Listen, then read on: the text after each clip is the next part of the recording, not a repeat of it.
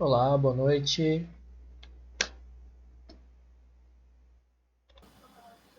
Boa noite, professor. Tudo bem?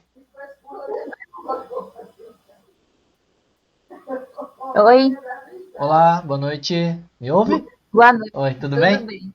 Tudo bem.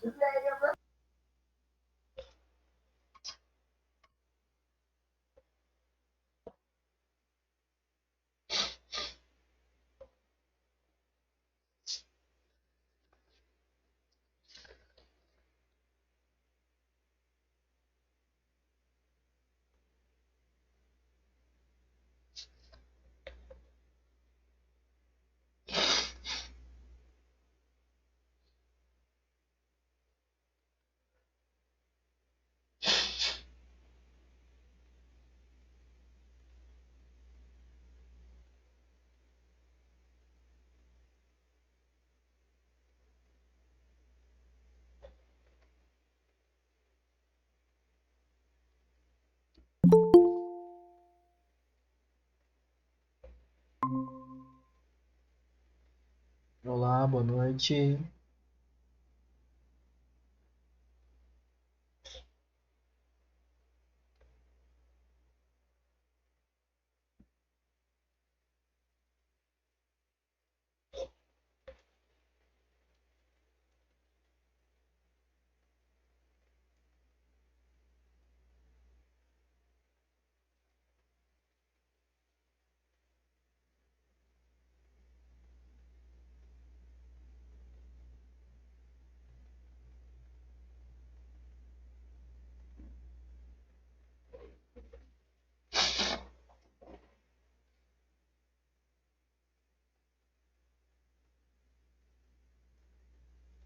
Bom, vamos iniciando, né? A gente vai aquecendo aí, já que a gente ficou um bom tempo, né, sem se ver. Então acho que estamos desacostumados, né, dessa aula assim, em específico. Mas eu espero que vocês tenham aproveitado aí a semana acadêmica, né? Espero que ela tenha sido boa. Deu Ela deu bastante trabalho, mas foi gratificante. Então, né, a maioria das situações ali deu tudo certo. Então, as palestras também, as que a gente consegue acompanhar, né, quando está nos bastidores, assim, as que a gente consegue assistir foram muito proveitosas. Espero que para vocês também tenha sido. Olá, boa noite, boa noite. Bom, então a gente retorna, né, e retorna aí para nossa última parte, né? Quem diria que um semestre que estava recentemente aí começando, né? Aqueles moldes de o que será, já estamos aí quase no fim, tá? Mas o bom é que vai ser mais uma etapa vencida, né? Então, logo logo vocês estão aí com novas disciplinas, novo semestre, sempre mais perto de se formarem, né? Então, apesar de, às vezes parece que é longe, mas vocês vão ver que não é nada longe, viu? Às vezes é mais perto do que a gente imagina. Bom, vamos lá então. Hoje a gente vai dar continuidade à parte que a gente discutiu no momento assíncrono, né, na segunda-feira. Mas, como é um momento assíncrono, ele é mais, né, para vocês assistirem quando vocês tiverem o tempo lá, quando vocês estiverem mais tranquilos. Não sei se todo mundo já assistiu, não sei se todo mundo acompanhou durante a aula e, claro, não sei se vocês tiveram dúvidas, né? Ninguém me procurou até lá, até aqui, mas pode ser que vocês ainda estejam elaborando as dúvidas de vocês. Então, o que que eu montei, né? O que que eu propus? Para a gente ver hoje a parte de células eletroquímicas, né? De pilhas. Mas nesse começo, eu vou dar uma repassada numa parte que talvez vocês já tenham visto na Química Geral 1, e depende muito, né? Pode ser que sim, pode ser que não. Mas ela pode ser abordada tanto na Química Geral 1 quanto na Geral 2, na parte de eletroquímica, tá? Que é o balanceamento através dos processos de oxirredução, tá? Então, se já viram, vai ser uma revisão bem rápida, e se não viram, né, talvez esse seja o momento aí de conhecer mais uma forma, né, de fazer balanceamento químico, tá? E aqui eu peguei, vocês vão ver que tem algumas etapas, né? Eu peguei as etapas todas prontas do livro, né? Para justamente não inventar coisa, porque balanceamento, igual eu comento sempre quando eu dou a disciplina, né, de geral 1 ou a equivalente dela, Balanceamento você vai começar pelo tentativa e erro, porque às vezes é o mais simples, né? Às vezes é o modelo que você tem mais familiaridade e dá certo. Tá? Então sempre começa pelo mais simples. Não deu, aí claro vocês começam a digerir outras formas, né? E existem várias outras formas. Então, já que a gente está falando de sistemas eletroquímicos, já que a gente está falando aí de processos de oxidação e redução, por que não recordar também um pouco dos balanceamentos, né? Então, a gente vai olhar dois sistemas, né, para fazer esse balanceamento. Eles vão trabalhar, o livro trabalha, né, e aqui a gente vai trabalhar também com os dois em paralelo. Vocês vão perceber que o de cima talvez seja mais simples, né, porque ele contém aqui simplesmente os íons metálicos, né, então íons metálicos e os metais correspondentes. E no de baixo é um sistema que não tem, por exemplo, o sólido em nenhum dos dois, e a gente tem aqui um íon chamado permanganato, né, além do manganês, que é uma das formas de oxidação do manganês, né, na forma de permanganato. Então, a gente vai abordar isso tudo aqui e entender quais as diferenças principais do processo e como é que a gente trabalha. Eu vou aproveitar para fazer alguns destaques aqui. Por exemplo, quando a gente fala em alumínio sólido, a gente está falando no metal, né? Então, é o alumínio metálico. Tá? Alumínio sólido é o metal alumínio. Então, é aquele que a gente costumava desenhar assim, né? Alumínio zero. Tá? Como a gente não está falando aqui do NOx, né, para poder discutir processos de oxidação e redução, a gente vai falar daqui a pouco, então aqui não precisa representar. Tá? Agora, quando a gente fala nos cátions, a gente tem que recordar um pouco lá da parte de ligações e lembrar assim, que isso aqui sozinho não existe, tá? O que que acontece? Falta uma outra parte. Quem é essa outra parte? Falta o íon oposto. Se aqui é positivo, então falta o negativo. Ou falta o negativo correspondente. Se são 2 mais, ele deve ser 2 menos, ou deve ser menos e tem 2 dele. Tá? Vai depender de quem é o meu contraíon. E aí, né, esse termo, não sei se ele é costumeiro para vocês, que é o chamado contraíon. Mas o que significa o contraíon? É o íon de carga oposta. Então, se eu tenho um de carga positiva, o contraíon é negativo. Se eu tenho um carga negativa, o contraíon é positivo. Tá? Então, por exemplo, quem poderia ser aqui? Né? Cobre 2+, poderia ser o sulfato, o SO4 2-. Então, seria o sulfato de cobre. Né? Se fosse o nitrato, né? O nitrato é o NO3-. Onde eu acho isso? Coloca a tabela, dá uma googada, você já acha qual é o íon, né? Posso ter só um nitrato? Não, porque o nitrato tem carga 1-, né? 1 negativo. E aqui são 2 positivos. Então, para ser o nitrato de cobre, seria CuNO3, 2, porque eu teria 2 íons, né? Então, é sempre lembrar que quando a gente tem um íon em solução, ele sempre vem de um sal correspondente. Então ele tem o cátion e tem o ânion. Como aqui a gente está observando uma reação eletroquímica, uma reação de oxirredução, observe que depois a gente forma um outro íon e um metal. Este outro íon vai ficar com o mesmo contraíon, porque é o único contraíon que está lá. Então, por exemplo, se for nitrato, o nitrato que estava no cobre vai passar para o alumínio.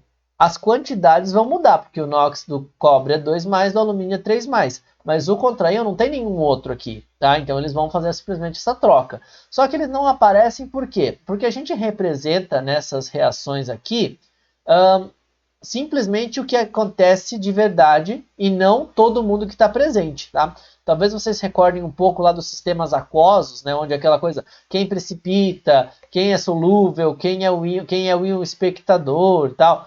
Então o que acontece aqui?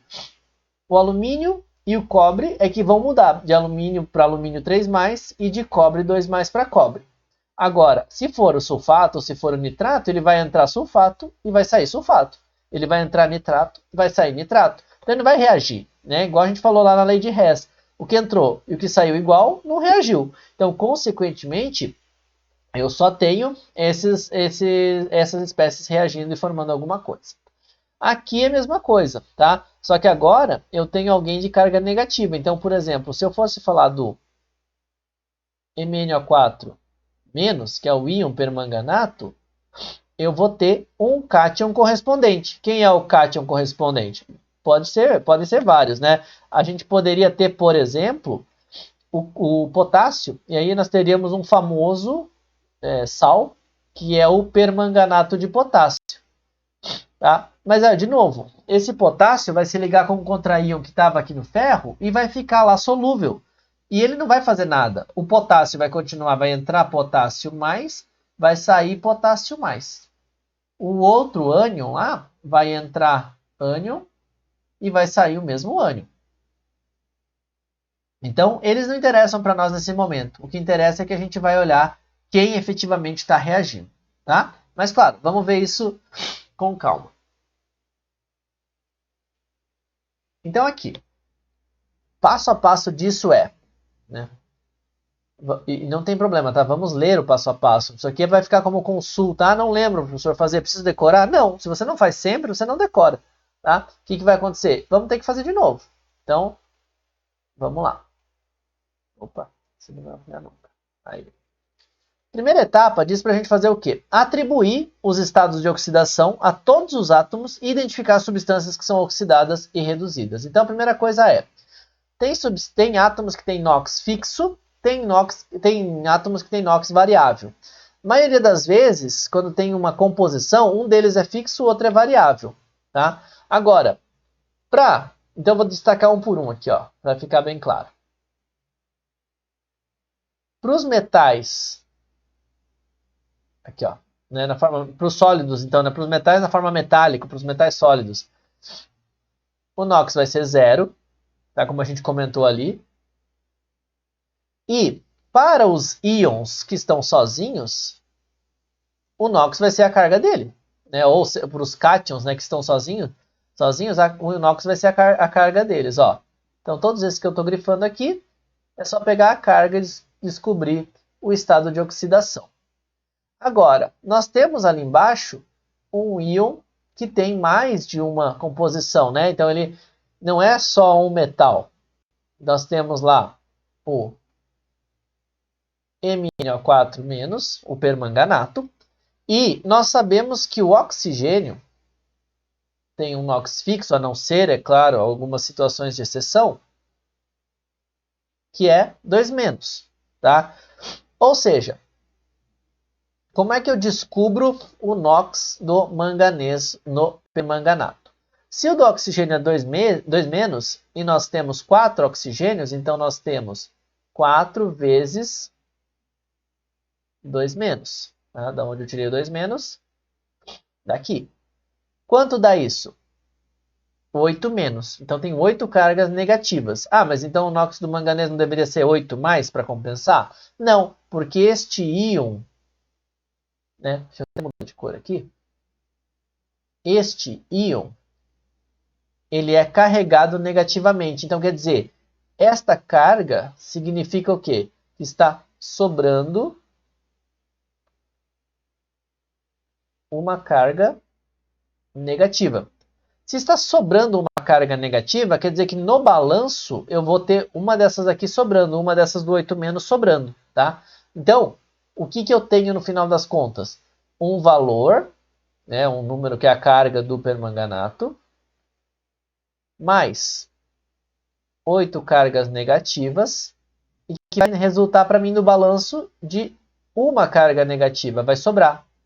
O que é, então, a carga do manganês no permanganato? Só pode ser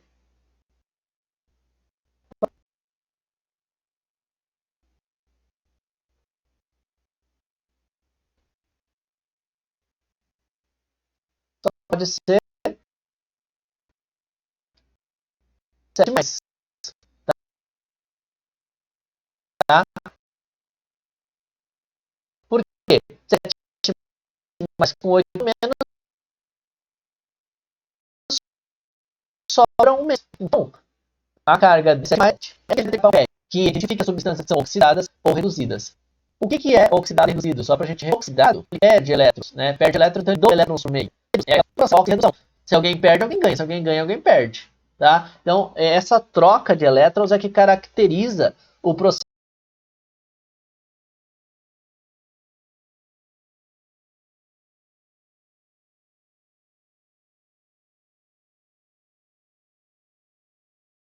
processo de oxirredução. E aí, a gente vai identificar, claro, aqui ele já deu para a gente, mas vamos investigar, vamos olhar, ver o que acontece. Olha lá, de mais 0 não, né? 0 não tem sinal. De 0 para mais 3, o que aconteceu? Vamos olhar aqui, vamos representar só essa, né? Para a gente simplificar, não colocar todas as informações aqui. De 0 para 3 mais, ou mais 3 aqui no caso, né? Que é o número de oxidação, então 3 mais. Opa. O que aconteceu? Ah, ele ganhou próton. Ganha próton? Não. A gente não está trabalhando com próton. Próton está lá no núcleo quietinho, não está fazendo nada. A gente trabalha com elétrons. Lembra? Formar o íon é ganhar próton, perder próton. Mesma coisa, oxirredução, ganhar próton, perder próton. Ganhar elétron, perder elétron. Formar íon, ganhar elétron, perder elétron. Deixa o próton quieto, tá? O que aconteceu então do 0 do alumínio para o mais 3? Ele perdeu quantos elétrons? 3 elétrons, porque ele ficou com 3 cargas positivas sobrando. Então, daqui para cá, ele perdeu 3 elétrons. Quem perde elétrons é quem oxida. É por isso que o processo é de oxidação. No cobre, ele era 2 mais e foi para 0. Consequentemente, ele recebeu 2 elétrons. Então, o processo agora é de redução. Tá? Antes da gente partir para a próxima etapa, tudo bem até aí? Os conceitos estão claros?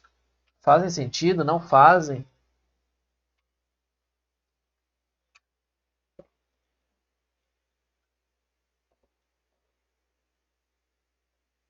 Tudo bem? Então tá bom. Tá, qualquer coisa, me interrompam esse problema, hein, gente? Olha lá, vou mandar aqui um... sei lá o que é isso. O que a gente vai fazer agora, então? Eita, hoje tá marcando tudo, ó. Ver se eu mudar de caneta. Agora não vai mais. Bom. Etapa 2 pede o quê? Que a gente separe a reação global em duas meias reações. Ou como a gente vai ver lá para frente, né, a gente vai chamar isso também de semi-reações. Só que para ser semi-reação precisa mostrar efetivamente os elétrons. Então a gente vai falar isso em outra situação. Mas meias reações a gente vai recordar como sendo algo parcial. E a reação global é a que mostra para nós tudo o que ocorre efetivamente. Tá? Então vamos lá. Vamos pegar aqui o nosso primeiro exemplo. Tá? A gente falou lá que o alumínio sofria um processo de oxidação indo para o alumínio 3+. E o cobre 2+, sofria um processo de redução indo para cobre 0. Tá? Então a gente vai resumir isso nas meias reações. A meia reação de oxidação e a meia reação de redução. Percebam, tá? Aqui não tem que ter balanceamento de cargas, a gente só está representando os fenômenos separadamente. Eles ocorrem separadamente?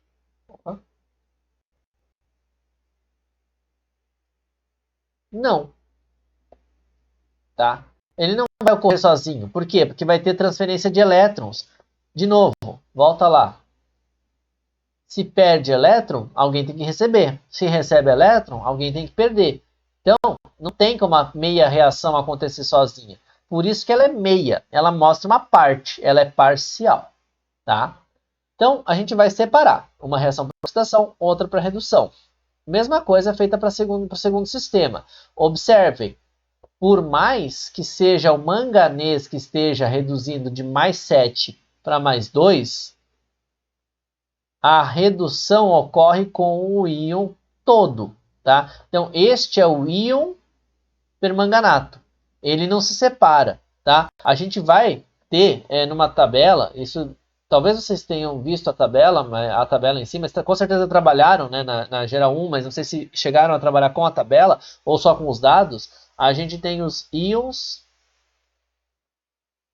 poliatômicos. Tá? O que são os íons poliatômicos? São estes íons que têm mais de um átomo, mas na verdade é uma composição que tem uma carga no final, né? Então, nitrato, sulfato, permanganato, todos esses que a gente já falou na aula de hoje, tá? São íons poliatômicos, ok? Então, quer dizer, não são moléculas, senão não teriam, moléculas neutras, senão não teriam essa carga, e não são íons monoatômicos, que são os outros, né? O ferro 2+, cobre 2+, alumínio 3+, porque tem uma composição de mais de um átomo, ok? Bom, e aí o que a gente faz com essas semi-reações separadas? Primeiro a gente aumenta a tela, né? Porque senão vai acompanhar. A gente vai seguir um passo que é um dos mais importantes, talvez. Balancear a meia reação em relação à massa. O que é em relação à massa? Em relação às quantidades de átomos. Só que percebam, ele está dando esse destaque porque depois a gente tem um balanceamento em relação à carga. Né? Quer dizer, agora a gente está falando de um desbalanço de cargas, a gente vai precisar compensar tudo isso. E como é que a gente vai fazer? A gente vai balancear os elementos sem ser o hidrogênio e o oxigênio. Por quê? Porque para cada um deles a gente vai fazer adições específicas. Então vamos olhar. O que sugere para a gente fazer? Ó, todos os elementos, exceto hidrogênio e oxigênio, são balanceados. Desculpa. Na primeira, ele diz que todo mundo está balanceado. Vamos conferir? Eu tenho um alumínio formando um alumínio. Então, se eu colocar aqui, ó, um alumínio formando um alumínio. Ok, está balanceado. Eu tenho um cobre formando um cobre. Está balanceado. Professor, mas é cobre 2+, é alumínio 3+. Não estamos balanceando carga, estamos balanceando em relação à massa. Mas a massa não muda? Lembra lá, a massa do elétron é insignificante. Então a massa não vai mudar por perder ou ganhar elétrons. Tá? Então beleza. Então a primeira etapa a gente já fez, que é a do alumínio e cobre.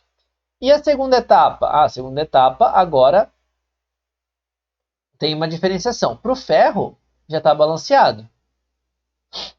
Para o manganês não está. Só que ele diz ali para a gente, ó. Primeira etapa, balancear todos os elementos a não ser hidrogênio e oxigênio.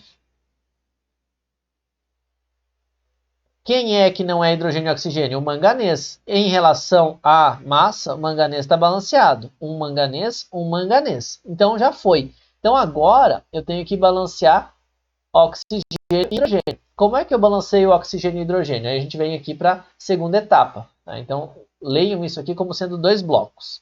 Primeiro bloco, segundo bloco. Balancear oxigênio adicionando água e balancear hidrogênio adicionando aqui H+, tá? Faltou o símbolo ali. Por quê? Porque nós estamos trabalhando com meio ácido. Né? Ele lá com esse exercício. Equação de reações de solução ácida. Em solução ácida, tá?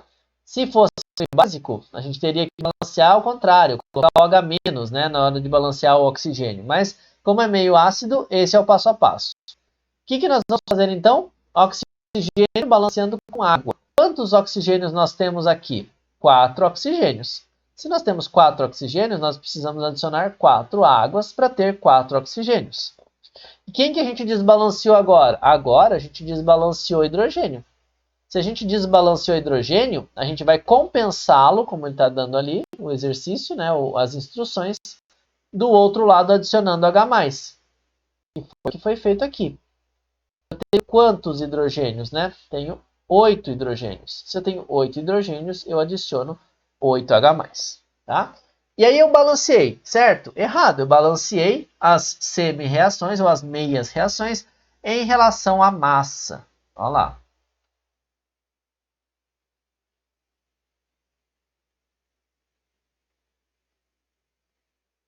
Tá? Balanceando a massa. Eu não estou balanceando carga ainda. Por quê? Porque depois eu vou balancear em relação à carga. Balancear cada meia reação em relação à carga. Como é que eu balanceio carga? Eu adiciono elétron.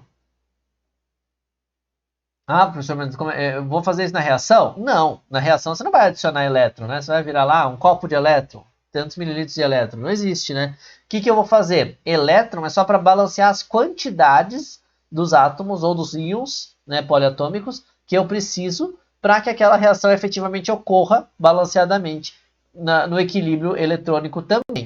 Então, observe, né? Vamos olhar cada uma das semi-reações. O alumínio foi para alumínio 3+. Aqui, o total de cargas é quanto? É 0. Aqui eu tenho 3+. Então, vai faltar quantas? 3 cargas negativas. Então, é por isso que eu adiciono 3 elétrons. A outra meia reação, ou a outra semi-reação, né? Eu tenho aqui o cobre. O cobre é 0. Ele tem do outro lado 2 cargas positivas sobrando. Como é que eu balanceio? Adicionando 2 cargas negativas. O professor precisa sempre dar 0? Não. Por que não? Olha aqui o ferro, por exemplo. Se eu tenho ferro 2+, e eu vou para ferro 3+, a diferença de 2+ para 3+ é apenas um elétron. Então é este um elétron que eu vou adicionar do lado do 3+, para chegar ao 2+. Tá? Nenhum dos dois lados aqui é neutro. E não tem problema, tá? Tem espécies aí, por exemplo, que a gente vai adicionar em solução aquosa, elas vão permanecer em solução aquosa. Não vou necessariamente, por ser um processo de oxirredução, ter um metal formado, tá? E aqui no de baixo, né, talvez seja mais complicadinho, é só somando as cargas, vocês vão ver que o balanço total aqui, né, de manganês com as cargas aqui, né, então manganês 2+, aqui 8 cargas positivas, né, vão me sobrar 6 cargas positivas, uma carga negativa do permanganato, mais 5 cargas negativas dos 5 elétrons que eu preciso adicionar. Tá? Então, é compensar com elétrons. Lembra sempre, ó. Adiciona elétron, compensa elétron. Não adianta adicionar próton. Não tem como fazer um sistema que adicione próton. Por quê? Porque esse adicionar que a gente está fazendo de colocar, escrever, na verdade quer dizer quem recebe e quem perde. Tá? Então o elétron é que vai passear. O próton não vai fazer nada, senão a gente muda o elemento. Tá? Olha a observação. Torne os somatórios de cargas em ambos os lados da equação igual, adicionando tantos elétrons quantos forem necessários. Tá? Então, o somatório de cargas em ambos os lados é... Cadê?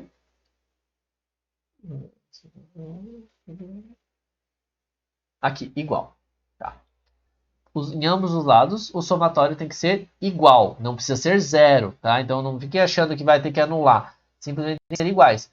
Por que a gente vai fazer isso? Porque daí a gente vai para a última etapa. Opa, deixa eu deixar aqui se precisar voltar. E o que é essa última etapa? Na verdade, as últimas etapas, né? Porque a gente tem aí uma sequência, mas ela agora não é tanto trabalhando com os números, mas é mais entendendo as equações que a gente montou. A gente sabe que não dá para adicionar elétron. Ah, vou colocar uma colher de elétron.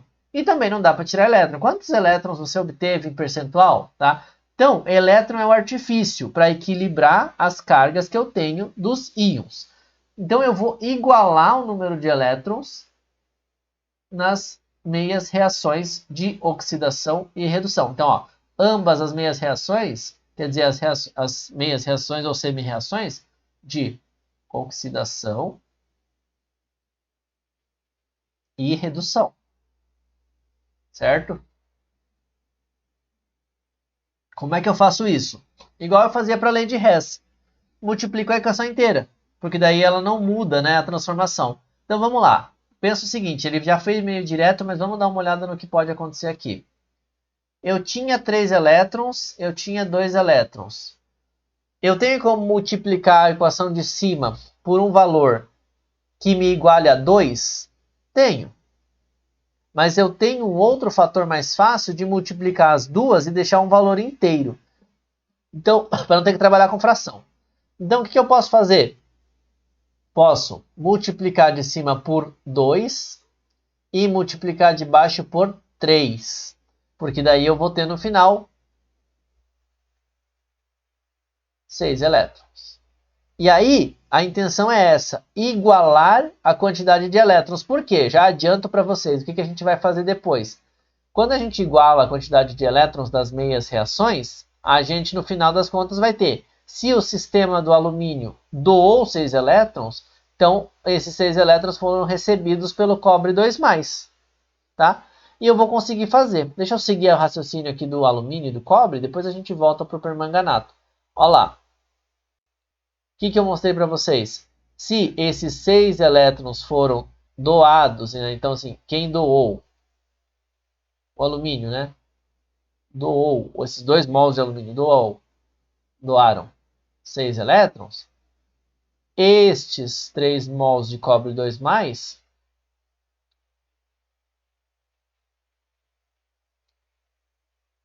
receberam 6 elétrons. Beleza? Consequentemente, o que aconteceu? Eu tenho aqui uma reação final onde há um equilíbrio mássico e eletrônico, porque eu já anteriormente balanceei as duas meias reações que agora foram somadas em massa e em elétrons. Para outra reação é a mesma coisa, tá? Depois vocês olham com calma aqui o processo para entender mesmo o que foi feito, mas aqui tem, multipliquei por 5, liberei 5 elétrons no ferro, consequentemente eu já tinha 5 elétrons ali, né, do manganês, olha lá, para não dizer que eu estou ajustando nada, olha lá, já existiam 5 elétrons do manganês, tá? Então, aqui eu só precisei multiplicar o do ferro por 5 porque ficam com 5 elétrons. E quando eu somo, olha lá, a equação final, apesar de ser muito complexa em tamanho, então talvez extensa, né, complexa, ó, não tem elétron sobrando, tá? Foi tudo balanceado, só que agora aparecem espécies diferentes. Aparece água e aparece o H+, tá? Porque eu preciso desses meios para balancear. Na última etapa é que a gente pega e confere, né? E aí a gente confere a massa e a carga. Então, ó, é tudo que na verdade a gente faz em todas as reações, né? Só que a gente faz às vezes de cabeça porque a gente não fica fazendo uma tabela. Aqui ele foi gentil e fez uma tabelinha para nós. Ó, alumínio, 2 alumínios, cobre, 3 cobres, carga mais 6. Produtos, 2 alumínios, 3 cobres, carga mais 6. Então, se está igual, Lavoisier está contente e nós também. Nada se perde, nada se cria, tudo se transforma. Para o segundo processo, a mesma coisa. Vou conferir todo mundo, todos os elementos e todas as cargas. Né? Vou fazer esse 1, 2, 3. Tá? É um passo a passo longo, relativamente, é intermediário, vai. Mas ele ajuda muito, porque é um passo a passo que vai deixar você sempre amparado para balancear esse tipo de reação, que são as talvez mais complicadas de se fazer conforme vai aumentando a complexidade do íon. Antes da gente continuar, está claro? Tem alguma dúvida? Não está claro? Onde não está claro? Tá tudo bem? Hoje vocês estão com frio. Os colegas ficaram com mais frio ainda, nem vieram para a aula. Tá tudo bem? Então tá bom. Tá? Pro pessoal também, pro restante do pessoal tá tudo bem.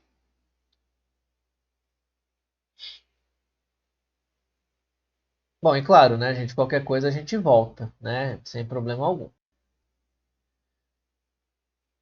E aí a gente entra especificamente nessas semi-reações, ou como vocês viram agora há pouco, nas meias reações, tá? Por quê? Porque a gente vai ter que entender, afinal, como é que tudo isso gera eletricidade. Né? A gente está falando de oxirredução, elétron para cá, elétron para lá. Bom, esse bando de elétrons, obviamente, pode ser usado numa corrente e a gente chamar de corrente elétrica. Então, como é que a gente usa tudo isso? Como é que isso pode ser transformado? A gente vai montar as células, né? As células voltaicas, né? Os sistemas voltaicos, né? Por isso, né? A gente tem as unidades de volts, né? Porque a gente vai fazer uma pilha eletroquímica. Mas para a gente fazer essa pilha, a gente precisa antes olhar, né, os sistemas. A gente vai trabalhar com um sistema clássico aqui, que é um exemplo que vocês vão encontrar em qualquer lugar, mas vamos tentar entender o que acontece. Tá? Se a gente olhar aqui, por exemplo, a gente tem um sistema como a gente viu ali agora há pouco, o zinco e o cobre, só que é o zinco metálico e o cobre em solução, formando o zinco em solução e o cobre metálico, que é exatamente essa reação como é mostrada aqui. Ó. tá? Eu vou diminuir um pouquinho, só para vocês poderem ver o sistema como um todo. Ó, uma reação redox espontânea. A gente já vai entender o que é ser espontâneo. Tá? Zinco e cobre 2+, ou seja, quem é que está na solução? Cobre 2+. Quem é esta barra, ou esta tira? É zinco. Tá? Então a gente tem no sólido aqui os átomos de zinco e os íons cobre em solução.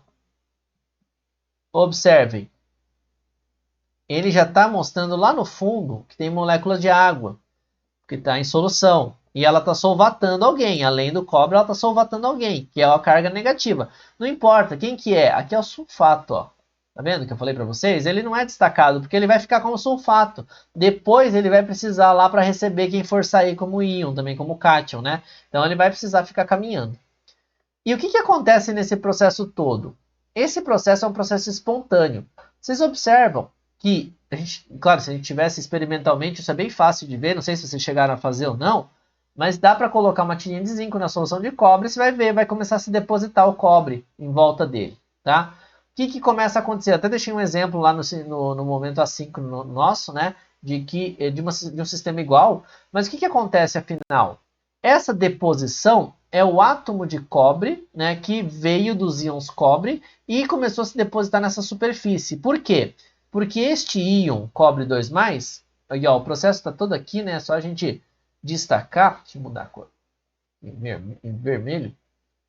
O íon cobre recebeu os elétrons do zinco. Isso já nos dá uma informação. Quer dizer que o zinco sólido prefere doar elétrons. Não balanceei nada, não coloquei espécie de nada, carga de nada. Só disse que o zinco metálico gosta de doar elétrons. E quem vai receber elétrons? O cobre 2+, aquoso, que é esse aqui, ó, a bolinha marrom aqui, ó, tá? Ele vai receber elétrons. De novo, não balanceei, não disse quantos, eu só estou dizendo que essa é a tendência espontânea, a gente observou experimentalmente. Então, se essa é a tendência espontânea, a gente sabe que nessa composição zinco e sal de cobre em solução, o zinco tende a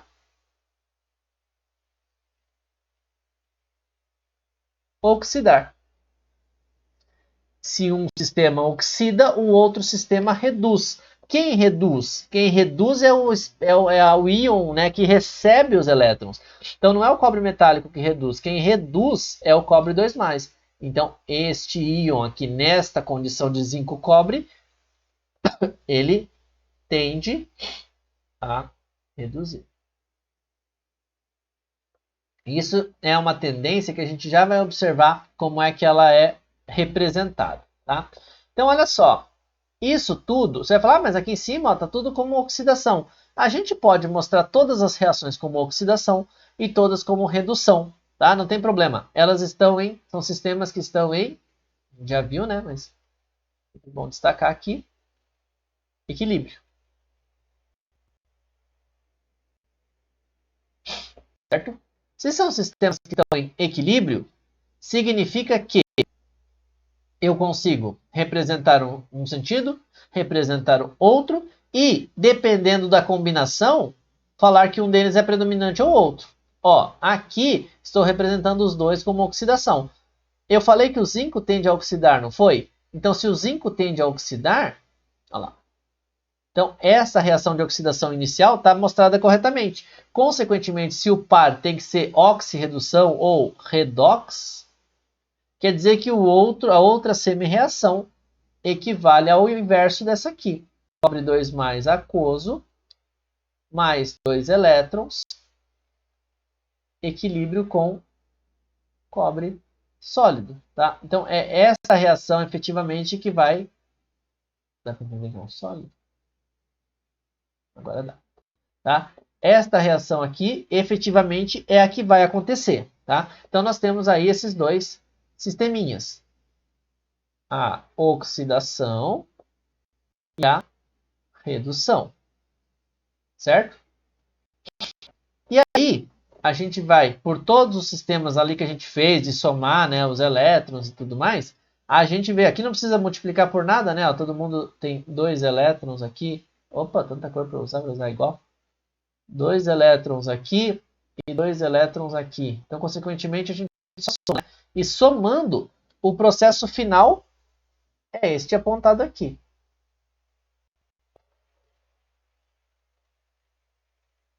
Este processo aqui. O que é esse processo? Mostra o zinco metálico sendo oxidado a zinco 2+, e mostra cobre em solução reduzindo a cobre zero, ou cobre sólido.